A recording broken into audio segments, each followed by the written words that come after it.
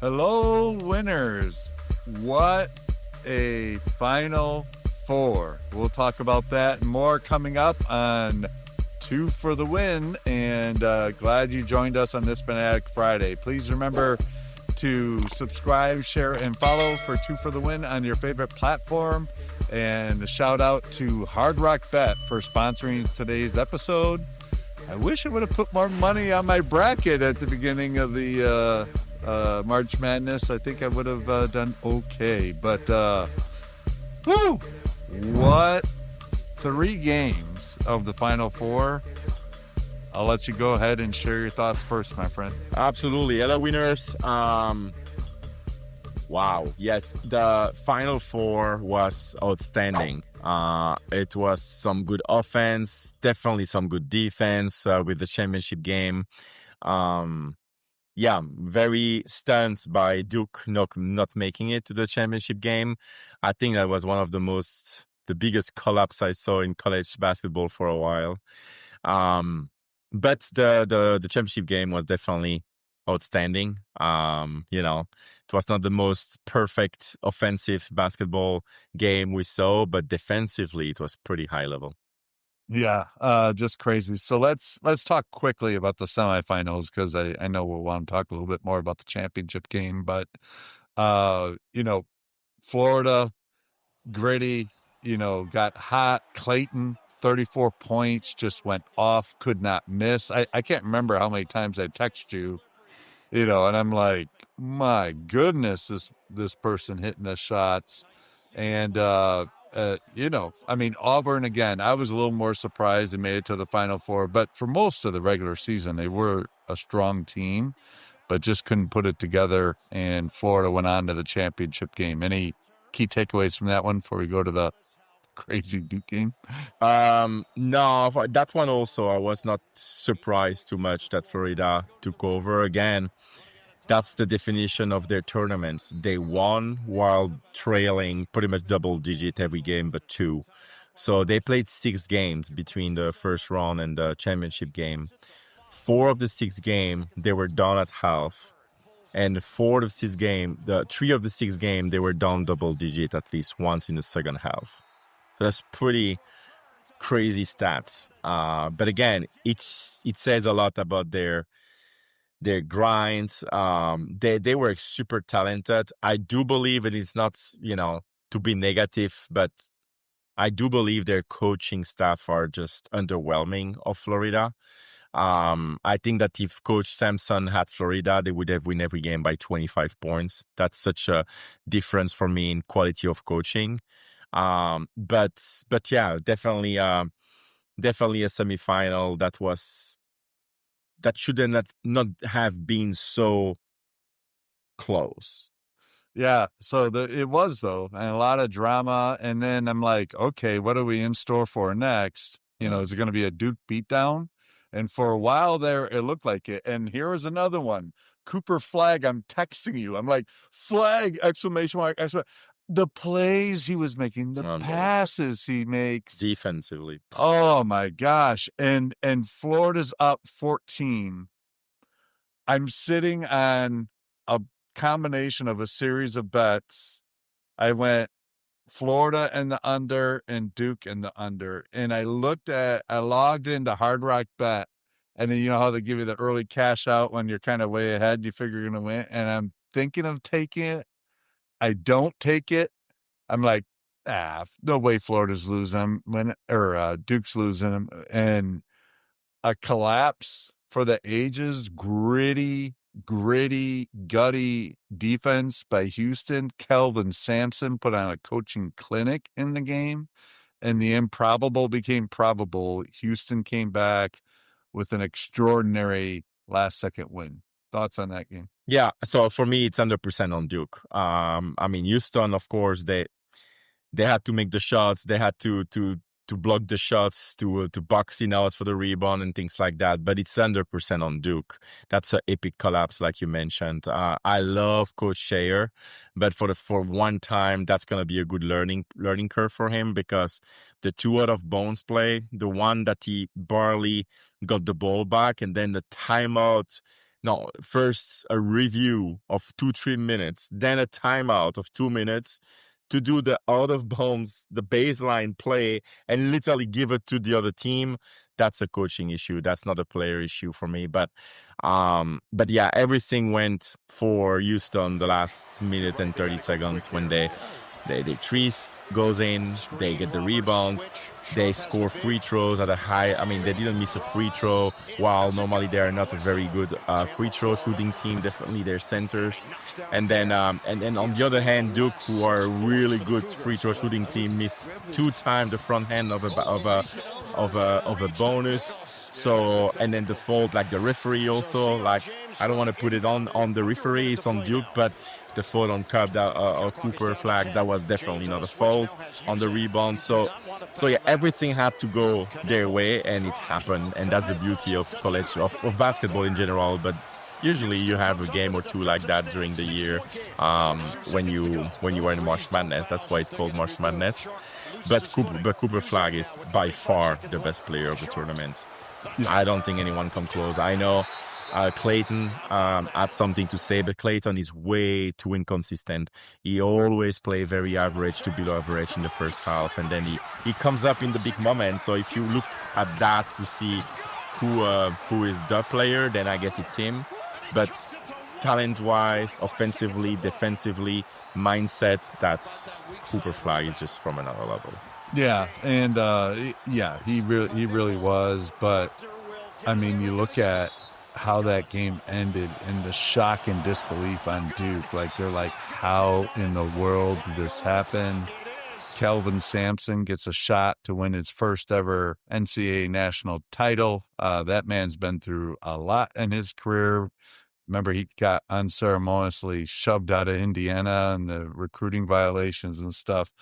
Really built back the Houston program. So we go into the championship. You don't quite know what you're going to get. You got Florida and you got Houston. And I would say Florida is like Apollo Creed. Houston's like Rocky in the first Rocky movie. I mean, just gritty, gutty, Houston landing body blow after body blow, Florida making unforced errors, tons of turnovers in the first half. And yet you get to halftime. Let's just talk about the first half. You get to halftime, Florida's down 3, feels like they should be down 13, but you don't feel great because Houston's just imposing their will. Thoughts on the first half? And Clayton, 1 point in the first half, a single point off a free throw. Yeah. Yeah. Again, you said it all. Like Florida, very underwhelming. Yeah, just the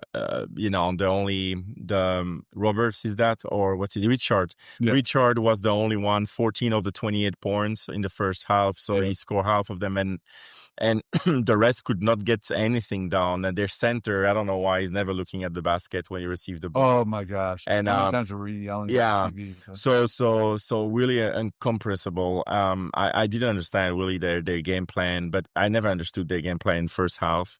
But yes, I agree. I thought Houston should have been up a lot more. I was just surprised by the amount of threes that Houston were taking. And literally, I said before the game started, I said there are like 3-4 things that for me would dictate the game. One, I did believe that Houston was going to lock Clayton out offensively, which they did. I thought that Houston was going to be better heart-wise and physicality inside the board, and that was the case. And then I said the number 2 and 3, so that the wing player from Florida will have to decide the game.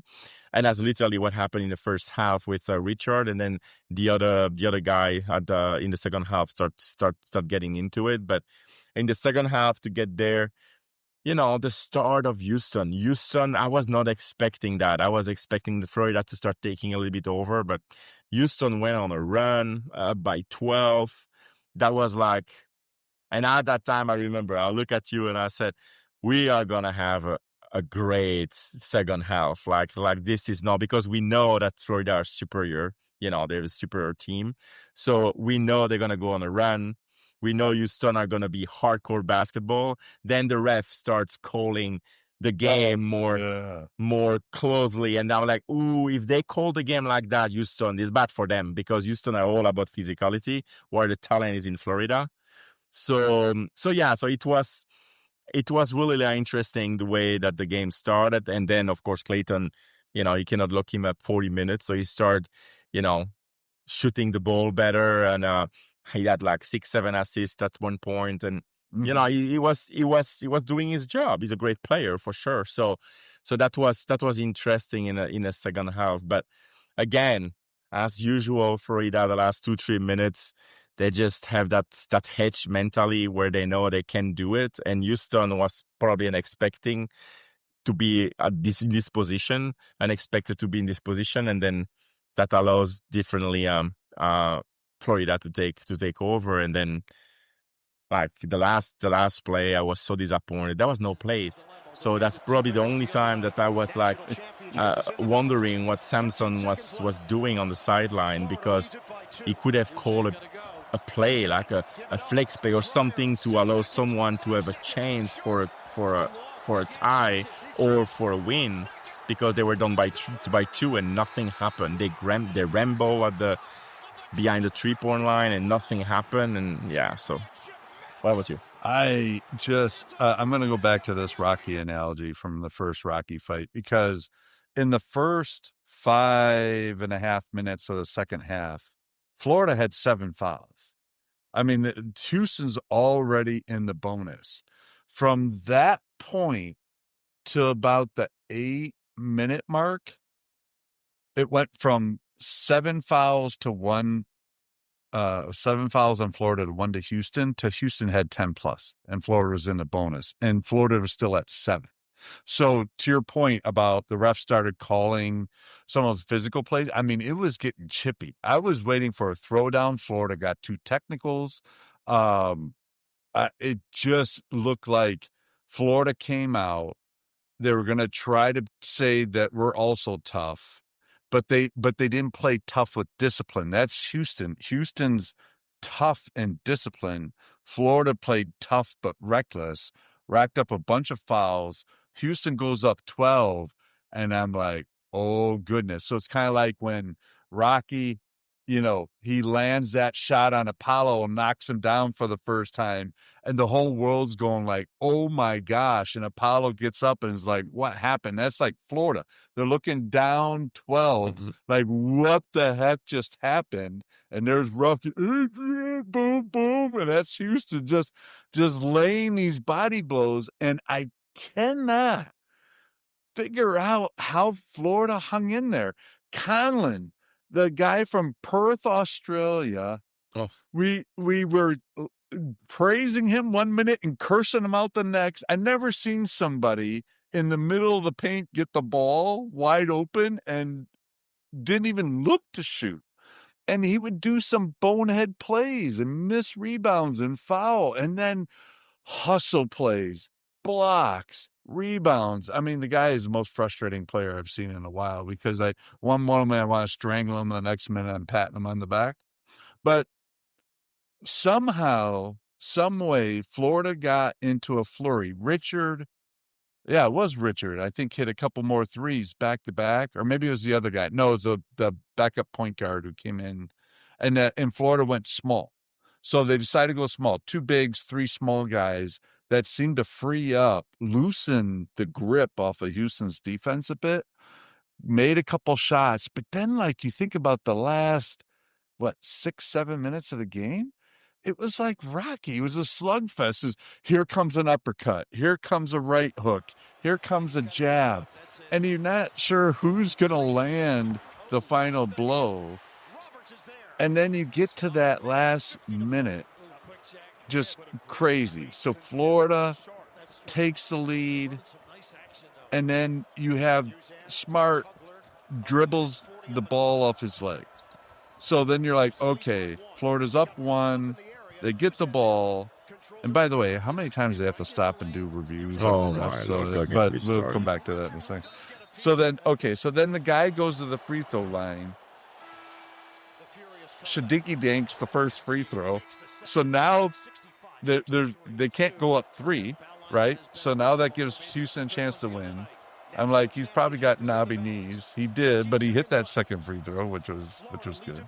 So now they're up 2, and then yeah, and then that same player for Houston, Smart, who dribbled the ball off the leg, he was the third option. So the first guy drove to the right, and why you would drive to the corner, because you can get trapped, which is what happened. So he gets trapped, swings it to the middle. That guy swings it to Smart, who was open, goes to shoot. Clayton skies. He would have swatted the heck out of that ball if he shot. So the guy was right in not shooting it, or he would have had to really done a rainbow. But then he lets the ball drop because he's not going to shoot it and get blocked, but he can't touch it. And the ball's just bouncing there. And here comes Mr. Perth, Australia, blumbering his way through, grabs the ball, hustle play, passes it to Clayton, clock runs out, Gators championship.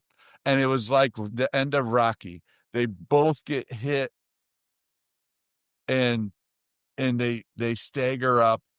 And the last one who just made it, was Apollo Creed, like Rocky won. So Florida won, just like Rocky. Apollo was more talented boxer, Florida the more talented basketball team. Rocky was grit and heart, Houston's grit and heart. But the title goes to Florida, just like it went to Apollo. Well, there we go. And where is Adrian in all that? I don't know. That could have been the one who they showed that Houston gal when she was praying. Oh, yeah. She was, at that timeout when they went down. It didn't work out. That was her. So let's talk a little bit about that new way to call a game, like all those stoppages. Yeah. Like, come on, let's be real. Same in NBA. I mean, yeah. I understand we want to have the right calls made at all time, but come on, if it's not something outrageous or something within the last 2 minutes that may change the course of the end of the game, stop making a review for every little thing that may have been missed by the referee, and it takes forever. Or you have referee with like I don't know, like something in their ears. Yeah. And then a third party like in New York. Yeah. Like just tell them. Football. And if within 5 seconds you cannot say definitively what it is, call stands. End of story. If within 5 seconds you don't see it, call stands. Move on. Don't, and then you see them like looking like 75 times. Can you have another? No, 5 seconds. No, boom, next. Yeah. Like it's too long and it breaks the games. I mean, it's an intensive physical game. Let them play. Don't stop because the guy maybe his elbow a little bit too high. It can be like a flagrant. Then, we want to check the time.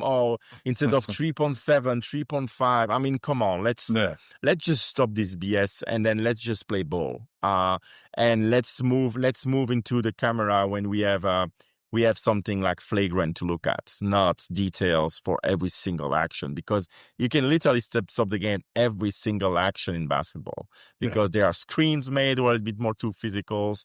There are rebounds with big guys, so like 250, 270 pounds who jump with their elbow up. Of course, you're going to have contact. That's basketball. Let's move on. Play the game, move on. But unfortunately, we're not gonna go that direction. It's gonna go more on the opposite direction before it gets better. But let's just speed up the game a little bit. That's all. That's all I want. Yeah. So now let's move on into what do we think based on NCAA March Madness tournament. What would you think like about some players that you believe would be really, really like make it for the next round, the next level basketball in NBA? Well, definitely Flag. I mean, he's got it all. He can pass, he can shoot, he can rebound, he can play defense. That became true. I know we talked a lot about it on Monday night, but Richard of Florida, I think he has a higher ceiling than Clayton. I think 100%. Clayton's going to be one of those guys. He'll come off the bench and be like a 3-point sharpshooter, maybe a starter for a lower level team. But I think for a quality team, he's more like that seventh guy, and hits the threes. Richard, I was impressed. Yeah, you mentioned it earlier in your recap. I mean, he kept Florida afloat in that first half, but he was the one who swatted the ball off Smart, and then Smart hit it back off his leg to get that turnover with less than 30 seconds left to get the ball back to Florida. That was his defense. And you could just tell the way he carries himself and his frame. Like, he's already strong, but he can get it stronger. And I mean, you could see it in his frame. Like, he could really, I think, be a quality starter in the NBA. I think he has a chance because he's got the defense. He can shoot. He can dribble, and so I think he can be a quality starter. I think. Well, I'll pause there. So I gave probably the two easiest ones, but you're a little bit more in depth and connected. So who else stood out to you? Yeah, no, to give an NBA comparison because it's fun and everybody can again, it's always taken into consideration there are kids. We don't know how they're gonna develop. I mean, best case scenario always look at like this. So, talking about Clayton, for me, like I mentioned to you, Van Vliet, it's probably his ceiling as high as he can go. For me, it's a Van Vliet. If he reached that, well, good for him. He's going to be $100 million player who will be leading a team, like as a point guard, like winning an NBA chips. I mean, that's when I said that to a couple of people this week, and they said, "Oh, well, he's way better. He can be way better," and that they don't realize how Van Vliet is and was. Now he's maybe a little bit on decline, but still very useful for Houston. Houston are number 2 in the West, and he's the starting point guard. So I say so. Richard, I'm super impressed. And I will throw a name that may shock a lot of people right now, but Kawhi Leonard, that's someone that I look at defensively. He has the same style. Body-wise, he's probably a bit stronger than when Kawhi Leonard came out of San Diego State, I believe it was. Yes, San Diego. But yeah, looking at the same timing, I can see a Kawhi Leonard. Of course, if he can grow to become like Leonard, that would be amazing. Hopefully, staying healthy. But yeah, I think that he has the same style. He has probably a little bit better shoot than Kawhi Leonard when he came out of college. But same style, very poised, like a non-nonsense kind of guy, very strong on his feet, sliding defensively. It's hard to get a shot in front of him. So that's the thing I see there. Cooper Flag, it's hard to say for one. I like defensively, like a Scottie Pippen style, definitely. And offensively, this guy, the sky is the limit. I mean, as high as like a Kevin Durant kind of style, like someone who can take over a game. Superstar potential. I think the floor for him, it's literally like I don't know, DeRozan kind of guy, a taller DeRozan. I would say like he's 6'9". I know he's 6'9". So I would say yeah, something like that. Nothing like floor that comes to me, but ceiling definitely Kevin Durant. And with a Scottie Pippen kind of defense. That's how Cooper Club. So Scottie Pippen was 6'8", so yeah, he's even taller than him. So definitely on that level. I like a lot of players in college this year, but for the next level, I don't see like anyone in Houston, for example. No. I don't see anyone. They are like very good European kind of player. They are because they are grinder more than talented player, so they will fit very well in the style of Europe when it's like not less about talent but more about the grind. So I can see them doing that. Auburn, what's his name? Broom. Yeah, the one whatever. Well, yeah. Got hurt, but still. I don't see it. I don't see it on the next level. He's too small for the position he's playing in college. Frame, yeah.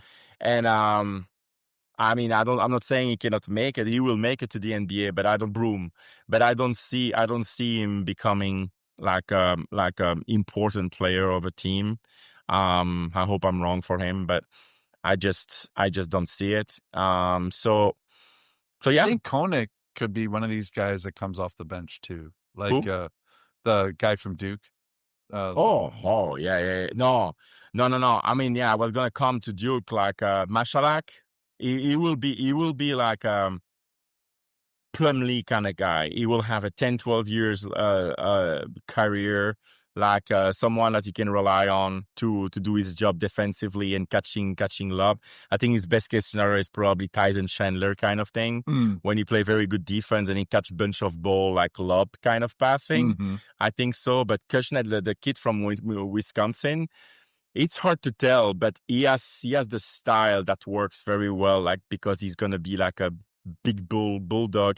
He needs to be making his mark defensively, I think, in NBA, and then continue to improve his 3-point shooter. If he can be like a glue in defense at the 2 position and then be a shooter on the wing, I think he has a shot to do so. But those 3 will be 3 lottery picks. Cup number 1, that's a done deal. Mashalak probably top 5, and then Connect probably Connect whatever. Okay, he will be top 12 probably, 10-12. Yeah. But yeah. The only thing that worried me a little bit about Kennick is you didn't see him down the stretch with Duke. Like in the first half and the second half, his presence was felt, and he faded. And it's one game, and given the stage and everything, you'd hate to just cast aspersions like that. But I will say that when all the eyes were on Cooper Flagg, as well they should have been, that was his time to kind of step up and get a basket or two that could have maybe stemmed the momentum that Houston was coming back with. And he didn't do it, but I mean, again, we talked about it at the onset. That was one of the more epic collapses that we've seen. But it happens, and these guys will learn and grow from it and have a chance to be better. But my goodness, I was thinking about it before we got on the air. There've been great Final Four teams. There've been great Final Four championship matches. I am hard pressed right now to think of a better 3-game set than the one we just saw. And it was the second time in history you had all 4 number 1 seeds. They lived up to the billing. And I'm still reflecting back on what a fantastic 3 games of college basketball is. It was like the best you could hope for out of March Madness. You had the upsets early, had some crazy plays, crazy finishes, and then just a phenomenal Final Four. Lots to talk about, lots to be remembered. I'll remember the Cooper Flagg missing that shot at the end. I'll remember him holding his hand up like, what the heck, you're calling a foul on me. And I'll remember Smart dribbling the ball off his leg and then tossing the ball and letting it drop in front of him and just sitting there because he can't touch it. I mean, those are images I won't forget, like Chris Webber calling the timeout and Christian Laettner hitting that turnaround buzzer beater, even though that was the Elite Eight going into it. But I mean, there's just certain plays etched in memory forever. And this Final Four gave me several, and just great games. All games came down to the wire. Yep. Just hats off to all the teams and the players and coaches. It was phenomenal. You said it all. I totally agree. We love March Madness, and that's definitely was a great one. I definitely think it was one of the best, definitely Final Four that we saw. And now, guess what? It's all about NBA, NBA basketball and hockey. I think there's we may have Luka. Show little Luka. Yeah. This is what I want. I know it's not going to happen. This is little Luka when he was with my team. And this is Giannis. I would love to see Luka and Giannis, but I don't think we'll see it in the finals. Oh, no. We definitely not see Giannis. And we definitely don't see Doc Rivers. That's for sure. Doc Rivers will be here it comes. at his yearly Cancun resort in end of April. Yeah, definitely the case. On the banana boat with LeBron in them. And then still say that he's amazing basketball coach, but he's just unlucky. That's just the way it is. He's unlucky. Anyway, I'll let you close the deal. Yeah, we'll have a NBA playoff preview coming up, but thank you, winners. Hope you really enjoyed it. Hope you enjoyed the Final Four as much as we did. Please be sure to subscribe, share, and follow Two for the Win on your favorite platform. And please remember to check out Hard Rock Bet. If you don't have an account, you'll find them in the description. That'll do it for this Fanatic Friday. Take care, winners. We'll see you next week. Bye, winners.